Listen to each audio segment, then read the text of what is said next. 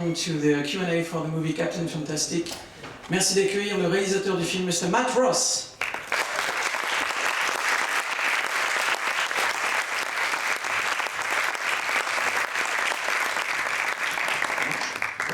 Merci. I mean, hopefully. Yeah. It works. I can hear it. It works. Je tiens à vous rappeler de bien vouloir couper vos téléphones portables ou les mettre sur silencieux, et merci de bien vouloir lever la main afin que nous puissions vous faire passer le micro. Thank you to turn off your mobile phones or put them on silent mode, and please raise your hands so that we can give you the microphone. Y a-t-il une première question dans la salle? Monsieur. Bonjour, il y a un film français de 1936 qui s'appelle La Belle Équipe, qui est une utopie sur une société socialiste menée par des ouvriers et qui échoue. Et à la fin du film, la dernière phrase du film, le héros dit « C'était une erreur, c'était une belle idée, mais elle a échoué ». Dans notre film, il y a une phrase que prononce le personnage principal qui est « C'était une belle erreur, mais c'était une erreur ». Naturellement, le film se poursuit après cette phrase. Mais j'aimerais savoir quel crédit vous-même vous accordez à cette phrase-là. I think I understood 80% of it, but I want to make sure I don't miss anything. So I Of want course, you no to problem. tell me everything, because I think I understood most of what you said. But This gentleman talks about a French movie from 1936, La Belle Équipe, the original title. Unfortunately, I don't know the English title, but well. A movie talking about a utopia, you know, a socialist society, and at the end, I mean, there is a dream, you know, that they try to turn into a reality, but at the end they fail. And like one of the last sentence, or maybe the last sentence of the movie is, it was a beautiful idea, but it failed.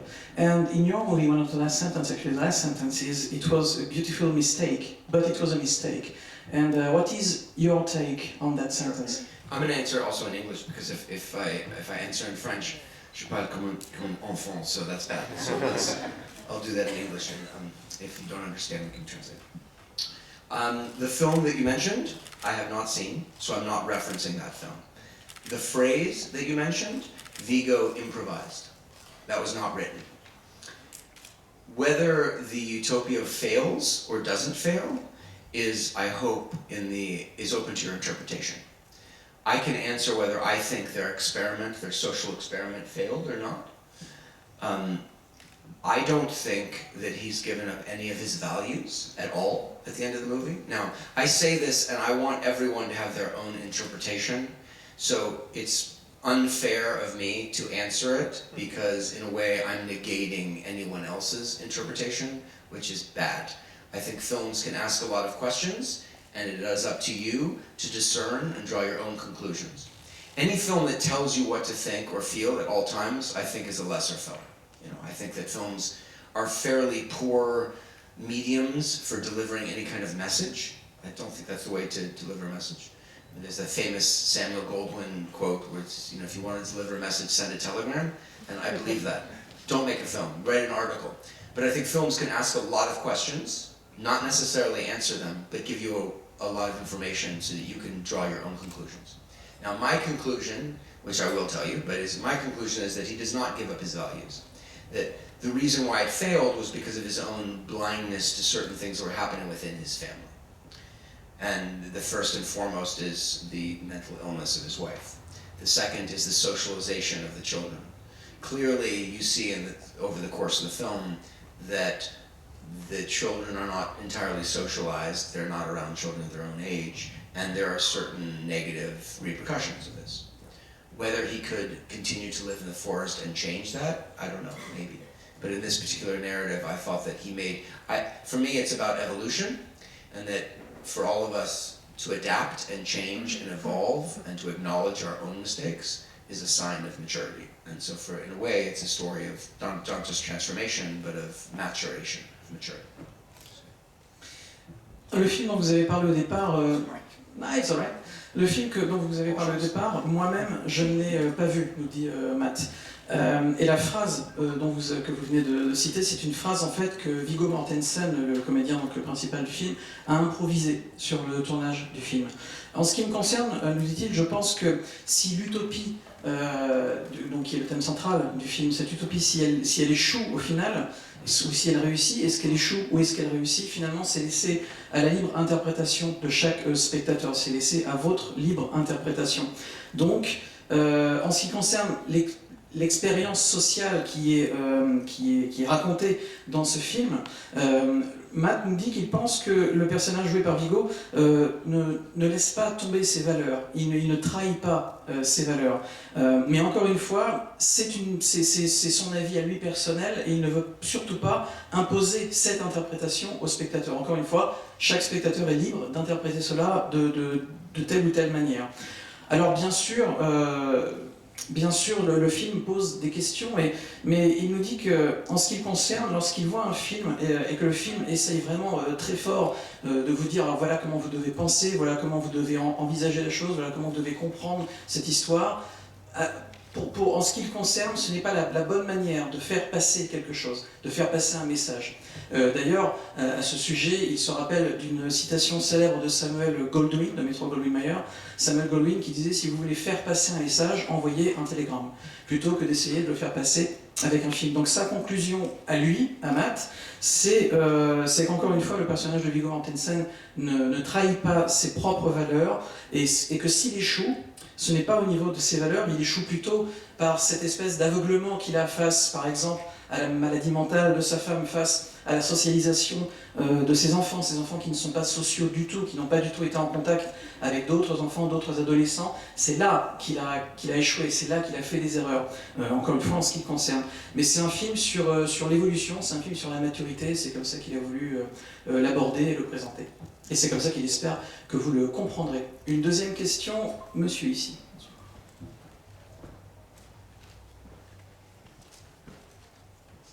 Bonjour. Bravo d'abord pour votre film qui a une puissance poétique incroyable. C'est une petite transition avec ce que vous venez de dire concernant Viggo Mortensen. Il était venu présenter à Palooza. Il nous avait expliqué un petit peu comment il rentrait dans le rôle. Alors comment on travaille avec un acteur qui a une telle puissance, je dirais, intellectuelle et aussi physique. Voilà, quel est son apport dans le film. Merci. First of all, congratulations on the movie, which is very strong, poetically speaking. And the question is about the actor Viggo Mortensen. He was here, actually, a few years ago to present the movie Appaloosa. And there was a press conference right here, and he said during the press conference, I mean, we could understand during the press conference that he was a very intellectual kind of actor, but at the same time he has a very high strength emotionally and also physically, and probably it was interesting to work with this actor. So what is your take on that actor? Yeah, I've been a fan of his work since The Indian Runner. It's a film with Sean Penn. I think it's Sean Penn's first film. It's a beautiful movie, and Viggo is extraordinary in it, and I've followed his career. I know him now, I did not know him then. I just knew what you know from films. For me, he was my first choice for the film because, well, a couple things. One, he brings a gravitas and an integrity to everything he does. I think he's a great artist. He's not just an actor, he's a writer, and a photographer, and a painter, and a poet, and he's a complex thinker. And we define ourselves by the people we collaborate with whom we collaborate, and also selfishly, as a filmmaker, in a way Viggo is a statement of artistic intent. This is the kind of film I want to make, these are the kind of people I want to work with. So that's why I chose him, and today I count him as my friend, and I wish he could be here because he would speak about the film as well. But I think I answered your question. I think so. Very fairly. En ce qui me concerne, je suis un vrai fan, un véritable admirateur de Viggo Mortensen depuis que je l'ai vu dans le film Indian Runner, qui était le premier film de Sean Penn. Et bon, alors évidemment, je le connais maintenant, et avant je le connaissais, mais je le connaissais comme vous tous, c'est-à-dire j'avais vu ses films, j'avais vu son travail, et je l'admirais. Maintenant, je le connais. Et c'est vrai que c'était mon premier choix en tant que réalisateur sur le casting, mon premier choix pour ce personnage, c'était Viggo Mortensen. C'est quelqu'un, Viggo Mortensen est un acteur qui a une véritable intégrité, qui apporte de la gravité dans tous les personnages qu'il interprète, et c'est vraiment ce qui m'intéressait. C'est également, en tant que personne, c'est quelqu'un de très complet. Il est comédien, bien sûr, il est également photographe, il est également poète, enfin il fait énormément de choses, et c'est vraiment très intéressant. Et moi, je considère, nous dit Matt, que ce qui nous définit en tant que personne, c'est également les personnes dont on s'entoure, les personnes avec lesquelles on travaille. Et je pense que c'était vraiment important pour moi de m'entourer de personnes comme Viggo Mortensen. Aujourd'hui, Viggo Mortensen, c'est mon ami, nous dit-il. J'aurais vraiment aimé qu'il soit présent parmi nous aujourd'hui pour qu'il puisse lui aussi vous parler du film. Mais bon, il est retenu ailleurs, et je pense que s'il avait été là, ça aurait été très intéressant. Also, one other thing, if I may. But film is a collaborative medium. You know, we honor the director, especially if they write the film. It begins with them. But the truth is, you bring many artisans and craftspeople into the environment, and you collaborate with them. I get to say, no, I don't want to do that, or I don't like that. Ultimately, for me, it's about exploration in front of the camera, and Viggo becomes a central collaborator, just like Stefan Fontaine, just like one of my producers, just like the costume designer, the set designer. We're all reflecting on the script, and so it's imperative that the lead actor is someone that I respect, and then why wouldn't I bring in a great mind to play with the thing I wrote? And I can always say, I don't think that's a good idea, but let's try it, you know. But,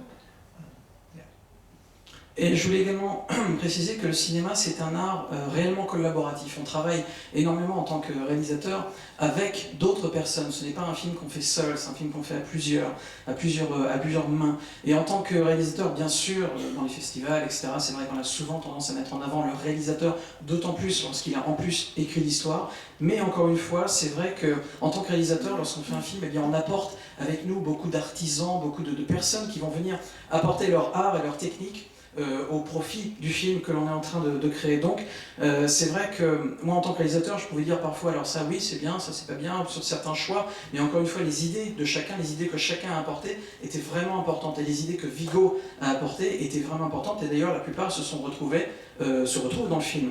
Donc j'ai travaillé de la même manière, nous dit Matt, avec le producteur Stéphane Fontaine. J'ai travaillé vraiment de la même manière avec quasiment toutes les personnes qui ont travaillé sur ce film. Parce que pour moi, c'est vraiment important de travailler avec des personnes pour lesquelles j'ai du respect. J'ai besoin de respecter mes collaborateurs, et voilà. Donc c'était la raison pour laquelle j'ai eu autant de collaborateurs respectables. Monsieur, oui, ici. Bonjour et merci pour les émotions et la réflexion que vous avez suscitées chez le public aujourd'hui. Et d'avance, félicitations pour le prix que vous allez recevoir ici à Deauville. Il y a quelques années, il y a le vice-président Al Gore qui était venu présenter Une vérité qui dérange, ici même à Deauville, et je lui avais posé cette question, est-ce que la vérité qui dérange, ça ne serait pas qu'il faille sortir du capitalisme? Et même si dans le film vous montrez de manière très subtile les limites d'un retrait total de la société, je vous repose la même question. Est-ce que vous pensez que le problème, c'est pas vraiment, et la solution, ça serait pas de sortir de ce capitalisme qu'on veut moraliser, ce qui sous-entend qu'il est amoral? Ça, c'est la première partie de la question. Et la deuxième question, c'est comment, aux États-Unis, on peut critiquer le capitalisme. Voilà. Okay. So first of all, thank you for all the emotions and the reflection that your movie brought today, and congratulations in advance for the award you are going to get for this movie next week. And this gentleman says that a few years ago here we had Al Gore, the vice president at the time of the United States, and he came with this documentary. And the question... Al Gore, the one who was supposed to be president. Yes, right. You know, but we're not going to count the one who won. Votes. Yes, Yeah, yes. Yeah. And this gentleman asked him the question. Your movie talks about a disturbing truth, and somehow the disturbing truth in this would be: do you think that we should get out of capitalism? Do you think this is the truth which is actually disturbing everyone. At the time, that was the question, and now, after watching a movie, the gentleman says that, do you think that the solution today, once again, do you think the solution would be maybe that we should get out of capitalism as a way of, you know, being, living, and working? Do you think this is the problem? Capitalism is the problem, according to you? Do you think this is the message that would come out of your movie? And actually, as the second part of the question is it hard today to criticize capitalism in the US? How can you criticize capitalism in the US? Well, the first question, I don't have a counter proposal. You know, I mean, we can all look around the world, and there's no functioning communist country that seems to be, you know, I mean, if you look at China, that doesn't seem to be any better. You know, certainly not North Korea. So I don't know.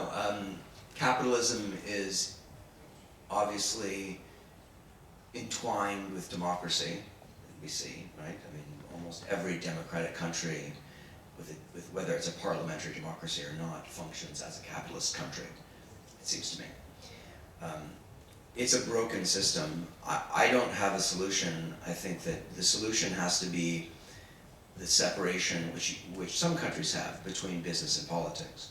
You know, I can't speak eloquently about France, but I can tell you about the United States. And in my estimation, the problem is that most law is influenced by corporations.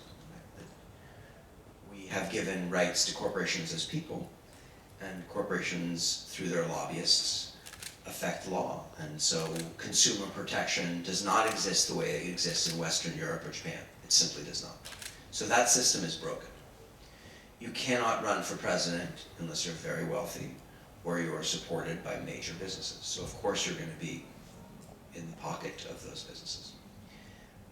You see that on a state level as well, and probably on a county level or even on a city level.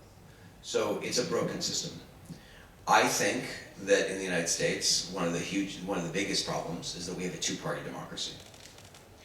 You know, we can sit here and argue about whether or not a parliamentary democracy functions. I lived in Italy a long time ago, and every 5 minutes the government would rise and fall and rise and fall. But at least it forces you to have coalitions. At least it does. And now if you look at what's happened, certainly under the Republicans, they're obstructionist. They don't want to govern. Well, they want to govern themselves, but they don't want to share the governance. That's not functioning whatsoever. I don't see how we can ever have a parliamentary democracy. I mean, that would be lovely. It's a nice fantasy. So I'm relatively pessimistic. I think that, you know, I don't have an alternate solution, but certainly the film is critical of a capitalist system. Frankly, it's a larger discussion than I can probably provide here, but do you want to answer that and then I'll answer the second question? Okay. And then the second question was about the film criticizing capitalism. Well, I think I don't think my film is the only film that does that. Even this year now, I mean, I saw Hell or High Comancheria, and the Comancheria asks questions about the banking system in the United States and reflects on it. I mean, certainly the family depicted in the movie is an outsider family, so the way they reflect on the larger culture is the way I reflect on it, and probably the way that other countries would reflect on it. I think the birds are coming to kill us. It's a Hitchcock movie. It's a good movie. Look, frankly, I think it's only an issue in terms of capitalism, in terms of wanting to sell the movie. That anytime you make something that's forceful or idiosyncratic to the point that you're potentially alienating a certain portion of the audience, then that affects your box office. If you care about that, then you make certain kinds of movies, which the American studio system makes, and they're forced down your throat every day. You see them, you go to the multiplex. You know, that's, you know, anytime you're making something, and I don't think the film is frankly even that controversial, but anytime you're making something that criticizes the larger culture, there's going to be some kind of financial impact on that. You know, in the United States, we talked a lot about, in terms of marketing the film, are people in red states going to see it, meaning Republican states, as opposed to blue states, you know, meaning Democratic states? Are they going to see the movie? And they did.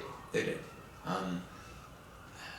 Ultimately, I think I try and make the film not apolitical, but I don't wish it to be a political screed, because I think that's reductive. And again, it's the same thing I said before about telling you what to think. Or I think the film can show, and then you then draw your own conclusions from what it's showing. You know, for me to say capitalism is bad, or corporations are bad, or that our larger culture, that everyone's obese, and you know that that's reductive. I mean, there's parts of it that are true, but it's not the only part of it.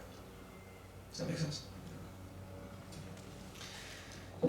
À vrai dire, je n'ai pas de contre-proposition par rapport au capitalisme. Je ne sais pas exactement quoi faire en face du capitalisme, pour être tout à fait précis, nous dit Matt. D'ailleurs, aujourd'hui, lorsque l'on regarde dans le monde les pays communistes, par exemple, est-ce que vraiment ça fonctionne si bien que ça? Matt nous dit, j'en ai pas vraiment la sensation, j'ai pas l'impression.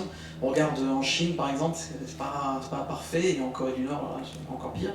Donc, quelque part, j'ai l'impression qu'à chaque fois que l'on parle d'une démocratie, de ce que l'on entend donc par le terme démocratie aujourd'hui, de démocratie moderne, eh bien, c'est un peu imbriqué avec le capitalisme. Toutes les démocraties actuelles sont des pays capitalistes qui fonctionnent sur le système capitaliste.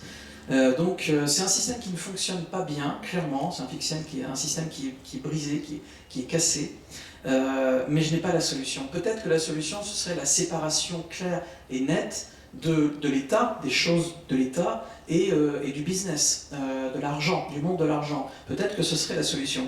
Mais il n'y a pas beaucoup de pays dans lesquels ce genre de solution est appliqué, dans lesquels ce genre de solution fonctionne.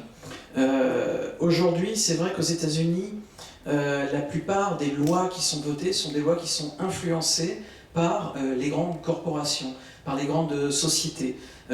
Parce que les grandes sociétés, les grandes corporations, eh bien, ils ont énormément d'agents de lobby, des gens qui font du lobbying auprès des politiques. Et puis évidemment, ils arrivent à faire passer des lois qui les arrangent, etc. etc. Donc forcément, c'est un peu rongé dès la base, quoi. Et ça ne fonctionne pas. Faut savoir qu'aujourd'hui, aux États-Unis, comme vous le savez probablement, si vous voulez être président des États-Unis d'Amérique, eh bien, si vous êtes quelqu'un qui ne gagne pas beaucoup d'argent et qui n'est pas copain avec beaucoup de boss de grandes entreprises, vous n'y arriverez pas. Parce qu'il faut beaucoup d'argent. Et l'argent, ben voilà, on le trouve auprès d'entreprises qui vont vous demander quand même de penser à eux lorsque vous serez élu. Donc, dès le début, ça ne marche pas. Les États-Unis, c'est un pays, c'est une démocratie, mais une démocratie dans laquelle il y a deux partis.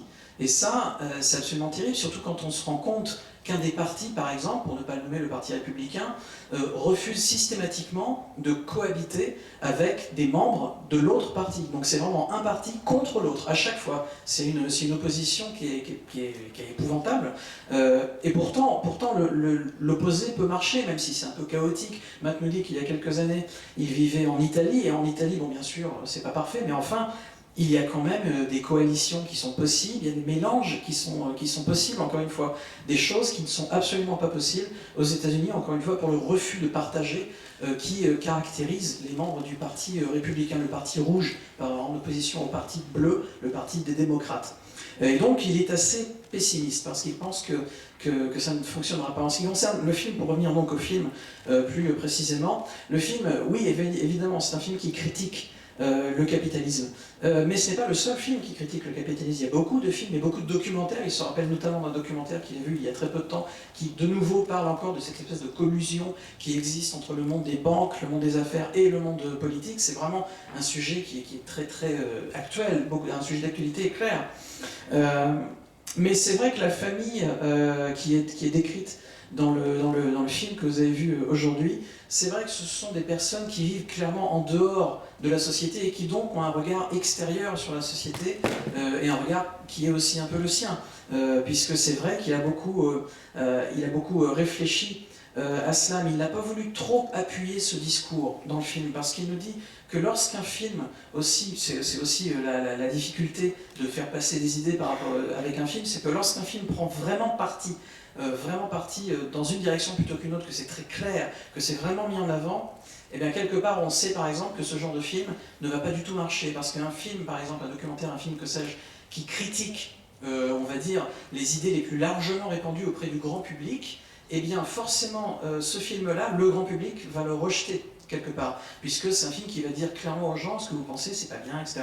Donc prendre parti de manière vraiment trop forte et trop explicite, c'est pas toujours très bon. C'est la raison pour laquelle c'est plus intéressant de faire voir une situation et de surtout pas dire au spectateur voilà comment il faut penser, voilà ce que j'en pense, etc. Non, de laisser, encore une fois, on revient à ce qu'on disait au début de cette conférence de presse, de laisser l'interprétation, la libre interprétation au spectateur. Et c'est ce qu'il a essayé de faire. Son film n'est pas un film politique, en tout cas il a essayé de ne pas en faire un film trop politique parce qu'il pense que ce serait de toute façon réducteur. Et encore une fois, pour lui ce qui était vraiment important c'était de décrire une situation et de vous laisser libre choix de l'interpréter comme vous le désirez. Alors je vais prendre une autre question et ce sera la dernière. Ah oui, sure. I'll say one last thing about that, just so it's clear. I think that I don't mean to avoid the political conversation, but for me it's a human drama, really, and there are my politics in the film. I think it's very clear what my politics are, and I think the film is very clear. But it's, again, I'm more interested as a filmmaker in the human story and the human drama, and that is just like mental illness is in the film, communal living, homeschooling. There are many elements that make up the fabric of the film, the politics of the family, but really it's the central human drama that moves me and that I'm most interested in. So.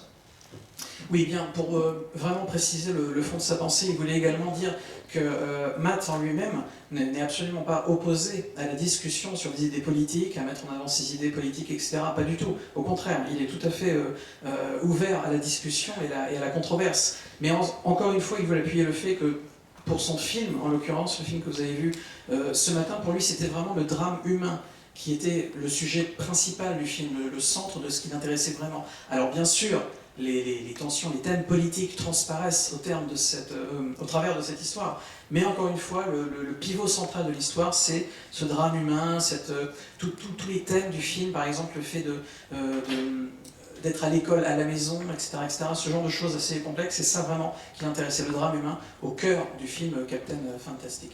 Une dernière question, madame, tout au fond là. Attends, avec le micro, c'est quand même mieux. Moi j'ai trouvé le film magnifique, hein, honnêtement. Je l'ai trouvé top, c'est-à-dire ce qu'il y a de mieux. Moi j'ai ressenti très fort que plus qu'un problème politique et puis que ce soit le système capitaliste ou un autre système, pour moi le problème profond dans l'histoire c'est la liberté de l'homme devant n'importe quel système. Et donc dans votre film il y a la capacité de se poser des questions, de penser autrement, de discuter et puis la question fondamentale pour moi, c'est la liberté de l'individu face à n'importe quel système et face aussi aux préjugés autour. This lady says that she thinks, first of all, the movie is a magnificent movie, so congratulations on that to begin with. And she thinks that much more than the political problem and everything, all that kind of issues, the real problem that is depicted in the movie is the freedom of man. The freedom of man in facing any kind of system, actually. Whatever the system, the freedom of asking questions and to think in another way and to live in another way, that is actually really challenging for a man today in a modern world, a modern society. And what do you think about it? Actually, at least in the United States, I disagree. I think that there's freedom to do whatever you want, but I think that the problem is that we're not encouraged to focus or care about the things that matter. That there's a book from the 1980s, and it was about television by a man named Neil Postman called Amusing Ourselves to Death. And I think that's the issue, actually. And Noam Chomsky talks about it with regard to sports. I think that most people are so disconnected from their politics, from their politicians. They don't understand how their government functions. They don't know how to influence it. And that's actually not about freedom, it's about distraction. I think that most of us, and I include myself, care more about seeing a film or watching a football game or whatever it is we do, and reading, than being involved in the actual fabric that would influence our life. I think that you look around and everyone is focused on other things. I don't think, yes, we can get into the question, if you're actually an activist on some level, if you're really involved on a deep level, then yes, we can get into questions of surveillance and police oppression, and this breaks down racially and economically in the United States. But I think there's a degree of freedom. I don't think people embrace the freedom generally. I think that's much more of an issue than a lack of freedom, at least in the United States, as I perceive it. So. En fait, je dois dire que quelque part, je ne suis pas d'accord avec ce que vous dites parce que, en tout cas aux États-Unis, parce que Matt nous dit, je ne peux parler que de ce que je connais bien. Aux États-Unis, vous êtes vraiment libre. Vous pouvez faire tout ce que vous voulez. Quelle que soit la chose que vous voulez faire, vous pouvez le faire. C'est au contraire un pays très libre. Mais quelque part, c'est un pays, entre guillemets, trop libre, dans le sens où vous êtes libre de faire ce que vous voulez, mais personne ne vous encourage à vous intéresser vraiment à ce qui en vaut la peine. C'est-à-dire que vous êtes libre de faire n'importe quoi, et quelque part, c'est pas forcément la bonne chose à faire. Les gens sont tout à fait déconnectés des politiques, de la manière dont on peut vraiment modifier le monde qui est autour de nous. Les gens, et lorsqu'il dit les gens, il s'inclut lui-même dans les gens en question, sont beaucoup plus intéressés à regarder un film, lire un bouquin, voilà, tout ce genre de choses, tout ce genre de distractions, plutôt que de s'intéresser réellement aux problèmes fondamentaux et surtout à la manière dont on peut réellement faire bouger les choses de manière positive et significative. Et donc, aujourd'hui, eh bien, quand les gens parlent de liberté, ils parlent surtout de distraction. Ils veulent être libres de se distraire. Et c'est ce qu'ils font d'ailleurs. Il y a énormément de distractions, de films, d'entertainment, ça n'arrête pas. Mais vraiment s'intéresser aux vrais problèmes et aux vraies solutions, ça c'est quelque chose qui malheureusement n'arrive pas. Parce que les personnes, encore une fois, sont plus intéressées par les films, que par la politique. Alors bien sûr, il y a, ici et là, il y a des activistes, des personnes qui essayent vraiment de s'intéresser aux choses importantes, qui sont réellement investis dans les problèmes de politique, dans les problèmes de surveillance, dans tout ce qui se passe avec la police, avec les problèmes raciaux aux États-Unis. Mais dans le grand ensemble, les habitants des États-Unis notamment, eh bien, ils n'ont pas conscience du fait que cette liberté qu'ils ont, ils devraient l'utiliser avec un peu plus de réflexion et de manière un peu plus intelligente. Malheureusement, ce n'est pas le cas. You see pockets of it. You see pockets of it with Black Lives Matter, and there are other organizations that break up. That appear, and but I don't see young people. I mean, you have it in France more than we do. I mean, you have. It tends to be left, I think, right? The striking about the trains or whatever. You have strong unions, and we don't in the same way. And so I think it depends on who we're talking about, but I don't see a lot of it with young people younger than myself. I mean, people in their 20s. I think Bernie Sanders had a promise and galvanized people in a certain way who thought they were going to change things, but I didn't see a lack of freedom. Their voices were heard. It's just, again, it comes down to probably capitalism. And that is closer to the problem than the lack of freedom, I think. Bien sûr, il y a de temps en temps des sursauts qu'ils voient aux États-Unis, notamment avec le mouvement Black Lives Matter qui avait lieu notamment sur la côte ouest, enfin sur les deux côtes en fait aux États-Unis il y a quelques mois de cela. Mais une véritable réflexion soutenue, un véritable investissement personnel de la part des jeunes, notamment aux États-Unis, ça il l'a pas vraiment vu. Et à la limite, il l'a plus vu en France récemment. C'est vrai que comme il dit, en tout cas, il a ressenti comme étant en France en général. Alors c'est surtout des jeunes et surtout des jeunes de gauche en général qui vont dans la rue, qui manifestent, qui demandent un changement, qui demandent quelque chose. Mais aux États-Unis, il a pas vraiment assisté à ce genre de prise de conscience, de prise de position. Il y a eu des promesses qui ont été faites pour la jeunesse, notamment de la part de quelqu'un comme Bernie Sanders, le candidat malheureux à la gauche américaine. Mais encore une fois, ce n'était pas un problème de liberté, parce qu'au contraire, il a vu, il a assisté, il a été témoin d'une véritable liberté aux États-Unis. On pouvait vraiment dire ce qu'on voulait et faire ce qu'on voulait. Mais encore une fois, il dit que c'est pas ce manque de liberté apparent, ou que sais-je, qui serait le problème, et on en revient encore à ce qu'on disait au tout début de cette conférence de presse, c'est peut-être encore une fois le capitalisme qui est à la source de pas mal de soucis aujourd'hui aux États-Unis et un peu partout ailleurs. Voilà, cette conférence de presse est terminée.